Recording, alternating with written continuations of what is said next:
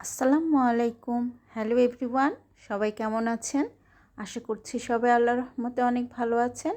আমরাও আলহামদুলিল্লাহ ভালো আছি। তো সকালের ব্রেকফাস্ট শেষ করে দুপুরের যখন রান্নার আয়োজন করব, তো যথারীতি আজকে কেন জানি মনে হলো ছেলেকে জিজ্ঞেস করি, তুমি কি দিয়ে ভাত খাবে? তো সে বলছিল চিকেন দিয়ে। তো বাসায় দেখি আবার চিকেন নেই। তো কি করা, বললাম চলো মা ছেলে বাজারে চলে যায়। তো যে বলা সেই কাজ, চলে গেলাম মা ছেলে বাজারে।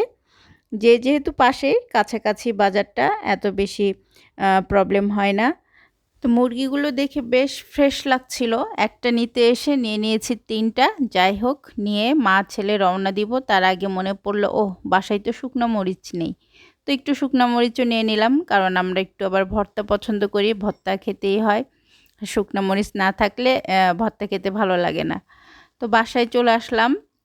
আস্তে আস্তেই দেখি 11:30 পার হয়ে গেছে। এখন দ্রুত রান্নার আয়োজন করব, না হলে দুপুরে খেতে দেরি হয়ে যাবে। তো একটা আলাদা করে নিয়েছি, বড় যেটা বেশি। তো এর মধ্যে দেখি আবার পা দিয়ে দিয়েছে। তো পাগুলো ফেলে দিলাম, তারপর আবার ভালো মতো ধুয়ে রেখে দিচ্ছি।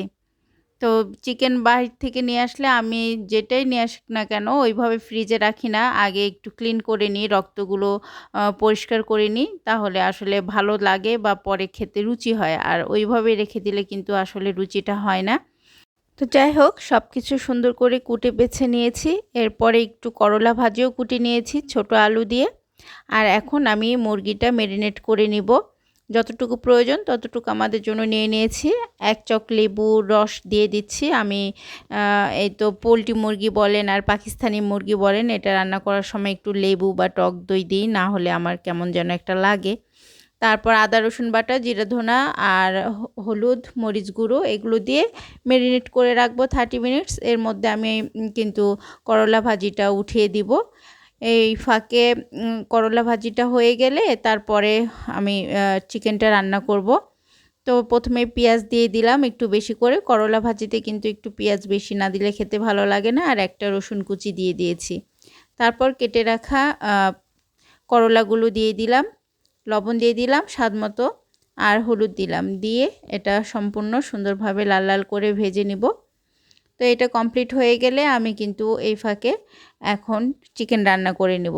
কড়াইয়ে তেল দিয়ে নিয়েছি, এরপরে গরম মশলা, তেজপাতা, দারচিনি দিয়ে দিয়েছি, একটু ভেজে নিয়ে তারপর আমি পেঁয়াজ কুচি দিয়ে দিব। একটু বেশি করে পেঁয়াজ কুচি দিয়ে দিব, তা যাতে একটু গ্রেভিটা ঘন হয়।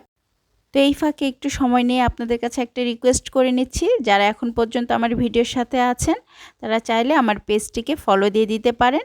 আর যদি আমার ভিডিওটি ভালো লেগে যায় তাহলে অবশ্যই একটি লাইক কমেন্ট শেয়ার করতে ভুলবেন না। তো যাই হোক, পরিমাণ মতো লবণ দিয়ে মুরগিটা 2-3 বার কষিয়ে নিয়ে কিন্তু রান্না কমপ্লিট করে ফেলবো। আর এই যে করলা ভাজিটা করে নামিয়ে রেখেছি, অনেক সুন্দর সুস্বাদু হয়েছিল খেতে কিন্তু। আর এই ফাঁকে আমি 2-3 বার মুরগিটা কষিয়ে নিয়ে কিন্তু রান্নাটা কমপ্লিট করে ফেলেছি। এই দেখেন গায়ে গায়ে একটা যে ঝোল, গ্রেভিটা অনেক বেশি পাতলাও না অনেক বেশি ঘনও না, এইভাবে করে নিয়েছি। তো গোসল সব কিছু শেষ করে আবিদ বাবুকে এখন খেতে দিব। ওকে আগে খাইয়ে দিব, পরে আমরা খাবো। তো এই তো চিকেন নিয়ে নিচ্ছি ওর জন্য, আর করলা ভাজি, জানি না করলা ভাজি খাবে কিনা, তারপর ট্রাই করব খাওয়াতে। খাওয়াই দিলে সবই খায়, আর নিজের হাতে খেতে দিলে ওই যে কিছুই খাবে না।